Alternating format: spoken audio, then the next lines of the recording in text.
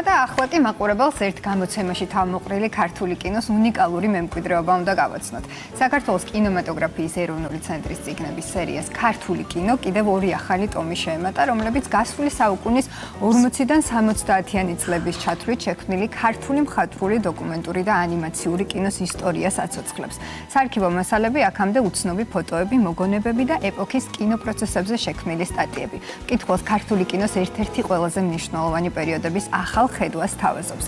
2020 წელს დაწყებული პროექტი ქართული კინემატოგრაფიის ისტორიის სხვადასხვა ათწლეულის სრულყოფილად აღდგენასა და მომავალი თაობებისთვის შენარჩუნებას ისახავს მიზნად. შეიძლება ითქვას, რომ ესეთი მასშტაბური გამოცემა კინოსფეროსაც შეეხება, არც არასდროს გამოცემულა.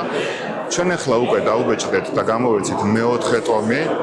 აქტიურად მუშაობთ მეხუთე ტომზე და სავარაუდოდ 6 ტომეული იქნება მთლიანი გამოცემა. მნიშვნელოვანი იმიტომ არის, რომ მთლიანად ასახავს ქართული კინოს ისტორიას, მის გამოწვევებს, სიზნელებს და ასევე რა თქმა უნდა მიღწევებსაც. ვაპირებთ, რომ გამოვცეთ 1980-2000-ის შემდეგ უკვე ასე ვთქვათ კინოისტორიის თვალსაზრისით უკვე ამისით აღარ იქნება საჭირო. 6 ტომი გამოვასო. ნამდვილად ქართულ კინოს შეუძლია დაამტკიცოს, რომ ამ პერიოდში მოახერხა და სახე, ერის, სახე კულტურის, სახე ყველანაირი სულიერებისა შეუნახა ქართულ ერს სწორედ იმ ფილმებით, რომელიც ამ პერიოდში იყო გადაღებული.